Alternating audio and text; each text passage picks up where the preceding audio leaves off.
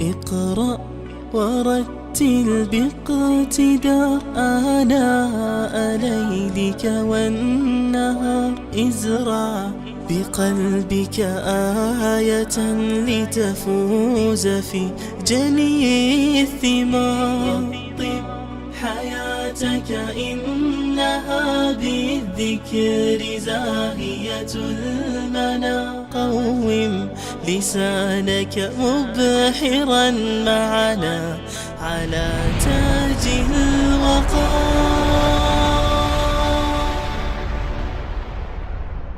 اقرأ ورتل باقتدار آناء ليلك.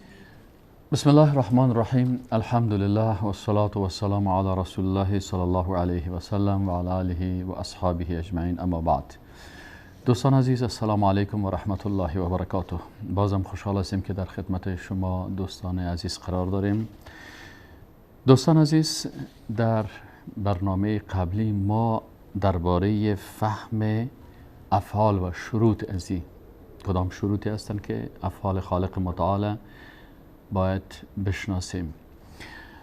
شروط اولی ای بود که ما باید افعال خالق متعال و صفات الله را در مجموع، چی مربوط صفات فعلی باشه یا صفات ذاتی باشه، تمام صفات الله سبحانه و تعالی را، افعال الله سبحانه و تعالی را باید به شکل توقیفی بشناسیم. این قاعده اساسی است که سر افعال و صفات الله باید فقط از کتاب الله و سنت رسول الله صلی الله علیه و سلم استفاده میکنیم و در او چیزی را از خود زیاد و کم نمیکنیم. و معنای توقیفی همی هست که توقف میکنیم در آنچه که در کتاب و سنت آمده، زیادت، نقصان و اجتهاد نمیکنیم. چیز را زیاد نمیکنیم، چیز را کم نمیکنیم و اونجا در اجتهاد خود کدام فعلی را یا کدام صفت را اضافه نمیکنیم.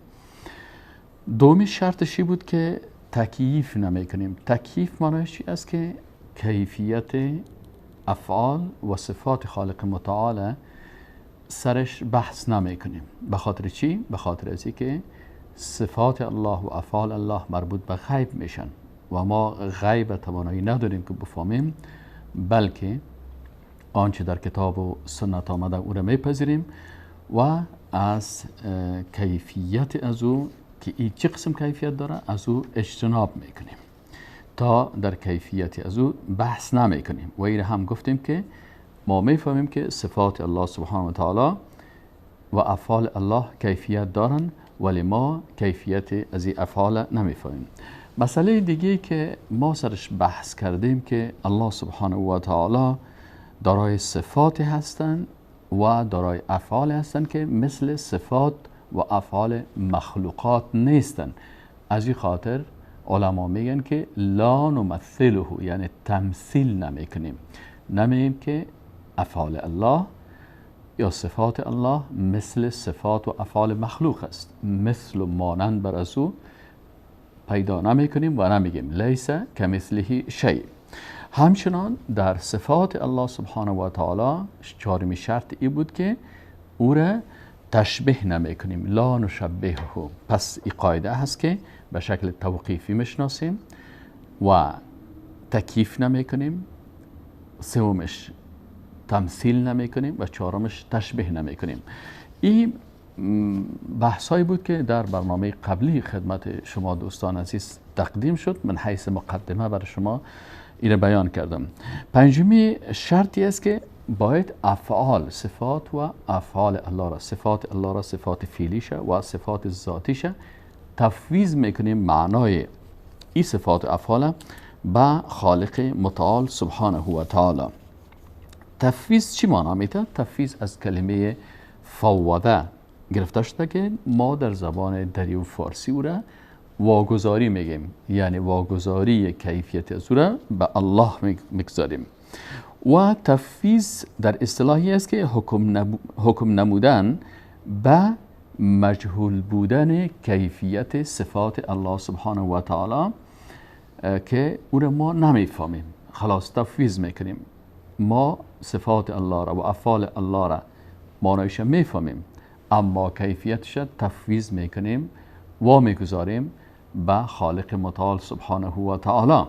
و اگر کسی از ما در مورد صفات و افعال الله پرسان میکنه، ما میگیم که ما کیفیت از او را نمیفهمیم و او را تفویض میکنیم به الله سبحانه و تعالی و میگیم که افعال الله و صفات الله به همان گونه اند که به جلال و عظمت خالق متعال شایسته هستند. ما ایره تشبیه نمی کنیم، تکییف نمی کنیم، تمثیل نمی کنیم و تفویض می کنیم، میگذاریم کیفیتش به خالق متعال سبحانه و تعالی. اگر چند مثال را در این باره ذکر بکنیم، مثلا بعضی از افعال در احادیث رسول الله صلی الله علیه و سلم ذکر شده. یکی از این افعال فعل نازل یا فعل نزول که پایان شدن است. در صحیح البخاری حدیث را میخوانیم عن ابی هریره رضی الله عنه ان رسول الله صلی الله علیه و سلم قال ينزل ربنا و تبارک و تعالی كل لیلة الى السماء الدنیا. این حدیث شریف میگه که رسول الله صلی الله علیه و سلم فرمودند که ینزل نزول می نماید ربنا پروردگار ما تبارک و تعالی کل لیلة هر شب الى السماء الدنیا به آسمان دنیا حین یبقى ثلث اللیل الاخر وقتی که سوم حصه اخیر شب باقی میمانه. یقول الله سبحانه و تعالی میگوید من یدعونی فاستجیب له، پس کی دست دعا به بارگاه ما بلند میکنه که ما بر از او اجابت بکنم. من یسألونی فاعطیه، کی از ما سوال میکنه تا ما بر از او بدهم. من یستغفرونی، کی از ما طلب مغفرت میکند فاغفر الله، تا ما بر از او مغفرت بکنم. حدیث صحیح البخاری هست. پس در این حدیث شریف علما و مفسرین چی میگن؟ علما و مفسرین مثلا علامه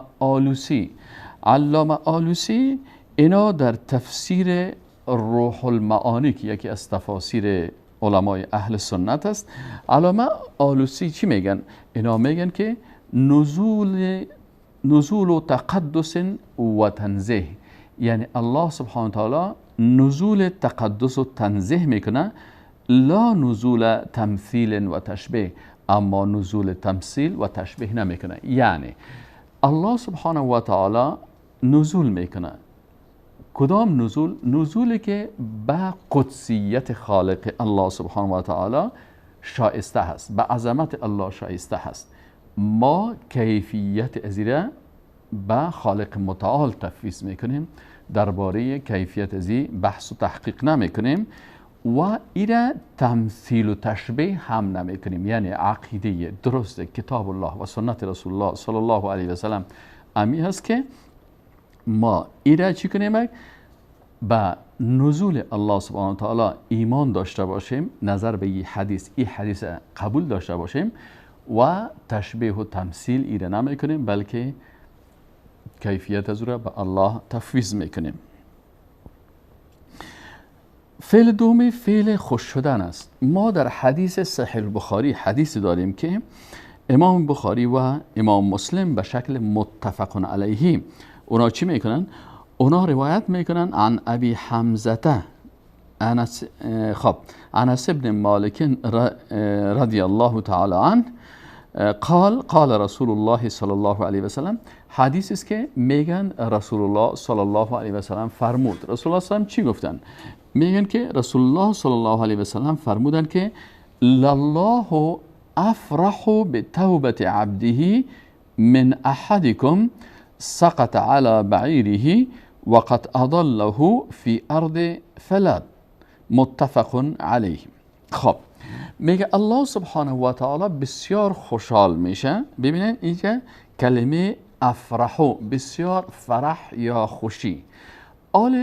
یک کسی سوال میکنه که فرح و خوشی چگونه؟ ما میگیم چگونه به معنای سوال از کیفیت است. ما کیفیتش نمیفهمیم، میگیم بله الله خوشحال میشه به این بنده خود که توبه میکنه، به توبه عبده، به توبه بنده خود الله خوشحال میشه. اما کیفیت زیره تفویض میکنیم به الله سبحانه و تعالی، انکار نمیکنیم، تعطیلش نمیکنیم که بگوییم نه ایره ما قبول نداریم. ایره تشبیه هم نمیکنیم که بگوییم فرحت یا خوشحال شدن الله مثل فرحت و یا خوشحالی مخلوق است، بلکه ما میگیم که الله سبحانه و تعالی خوشحال میشه به مو شکلی که به جلال و عظمت الله شایسته هست. ما کیفیتش نمیفهمیم و با مخلوقات او را تشبیه و تمثیل نمیکنیم. به این خاطر است که خب در این حدیث میگه که الله بسیار خوشحال میشه به توبه بندیش وقتی که در یک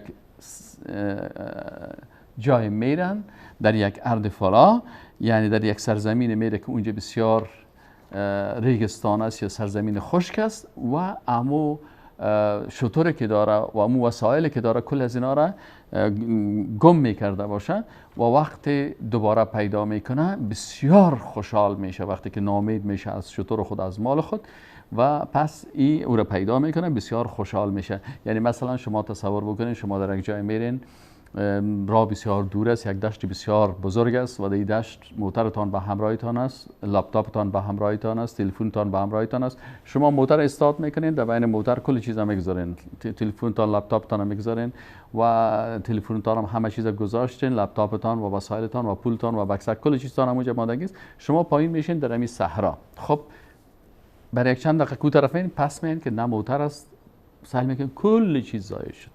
تا میدوین بالا میدوین میپالین یک وقت سهل میکنین که نیست. وای الله، یک جای میشین بسیار خسته و یک مرتبه که چشمتان بالا میکنین که سهل میکنین پیش رویتان موترتان است، دروازه باز میکنین، اینقدر خوشحال میشین که سبحان الله.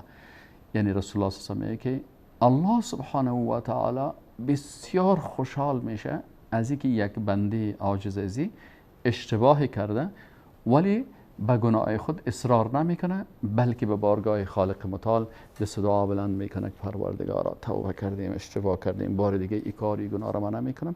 الله بسیار خوشحال میشه. پس الله خوشحال میشه؟ بله.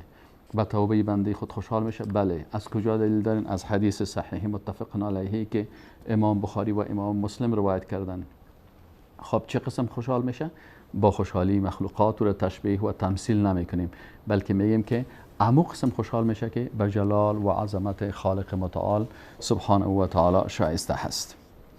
یکی از افعال دیگه که هم در احادیث آمده فعل ضحک است یا خندیدن است. ببینین عن ابی هریره رضی الله عنه، این هم حدیث صحیح البخاری هست، میگه ان رسول الله صلی الله علیه و سلم قال، میگه رسول الله صلی الله علیه و سلم فرمود که یضحک الله الی رجلین، الله سبحانه و تعالی خنده میکنه در باره دو شخص کدام مردم هستن؟ یقتل احدهما الاخر، که یکی شخص دومی را میکشه، بالاخره یدخلان الجنه، یعنی یکی دیگر را میکشه و اردوشان کشته میشن ولی اردو قاتل مقتول داخل جنت میشه.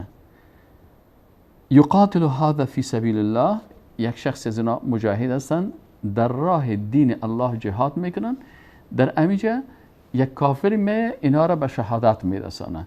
وقتی که ای به شهادت رسید ثم یتوب الله علی القاتل، سپس امی قاتل کافر که ای مجاهد به شهادت رسانده بود خود از در یکی از بعد از چند وقت بعد مسلمان میشه، توبه میکنه و خود از کافر پس خود از در یکی از جبهات جهاد به شهادت میرسه. اینجا حدیث آمده سر یضحکو.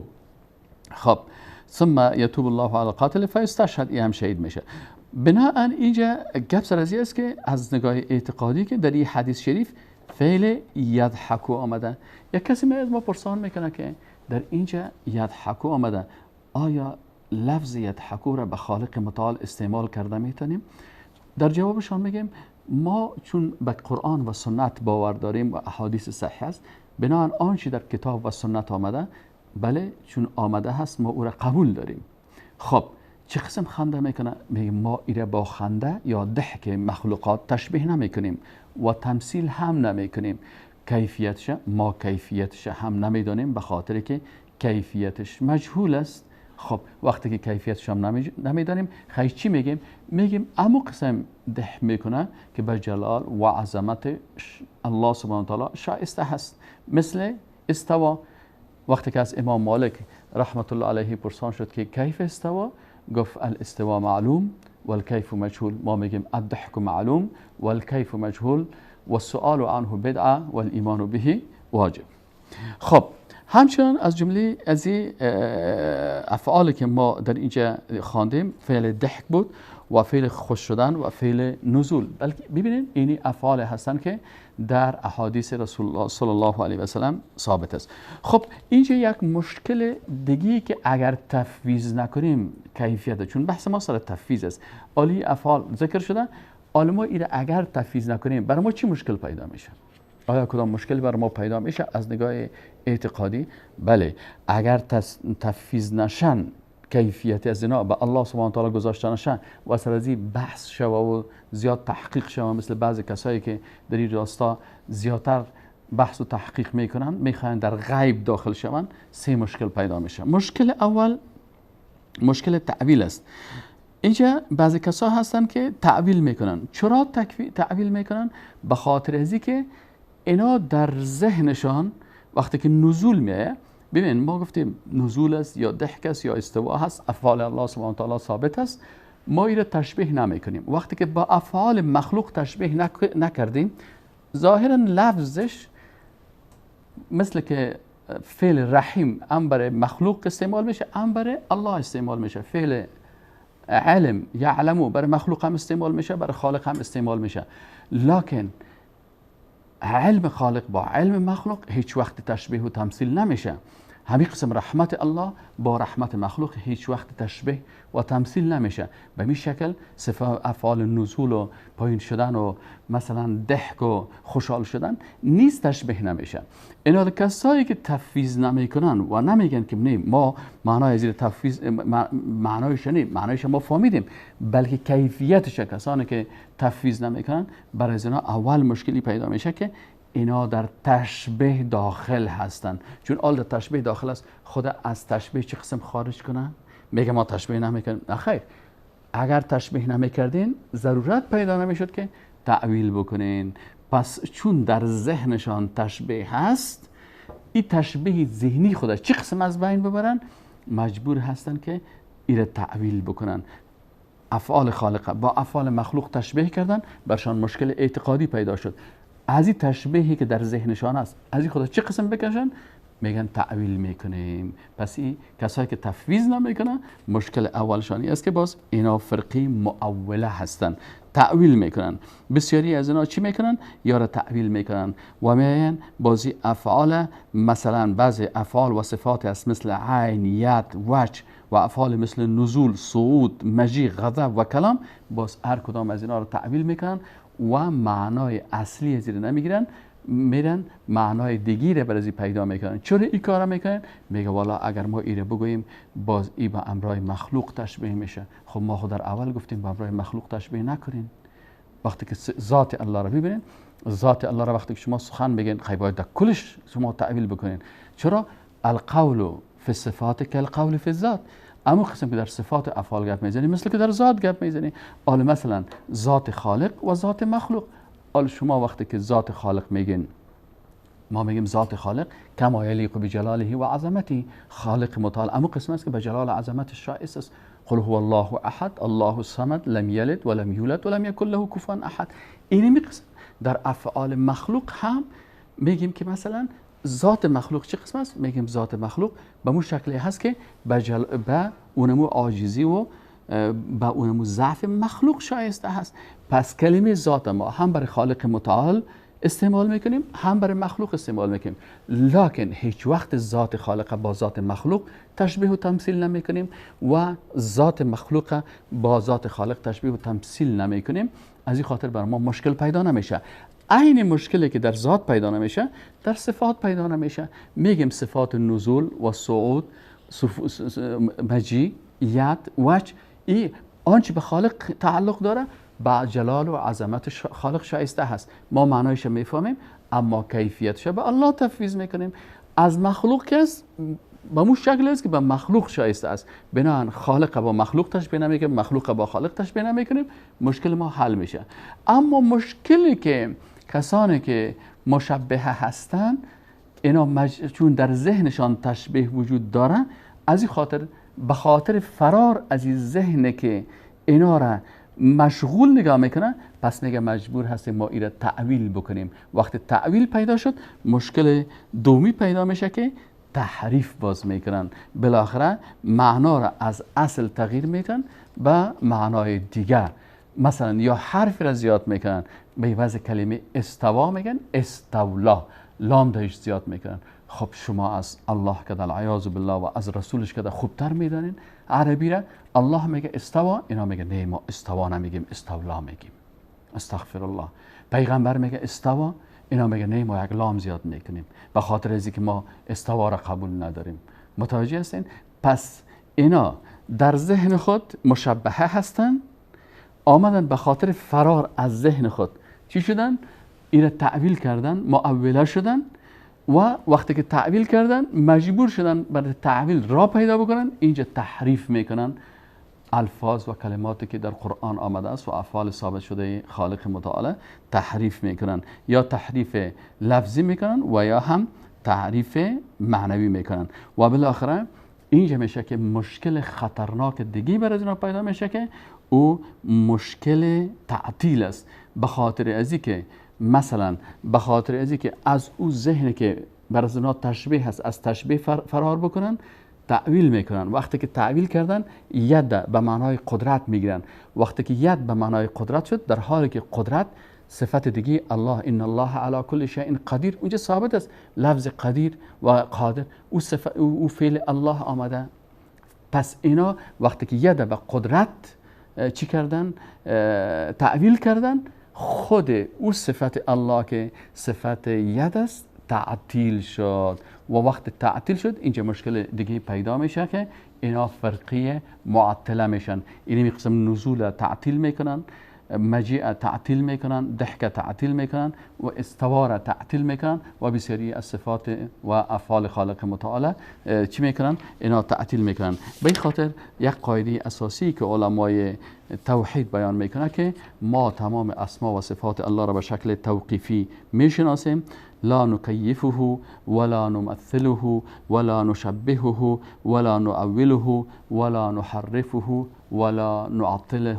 ما این را نمی کنیم، بلکه کیفیت معانی آن را به الله سبحانه و تعالی تفویض می کنیم. و السلام علیکم و رحمت الله و برکاته. اقرأ ورتل باقتداء آناء ليلك والنهار. ازرع بقلبك آية لتفوز في جني الثمار. طب حياتك إنها بالذكر زاهية المنى. قوم لسانك مبحرا معنا على تاج الوقار.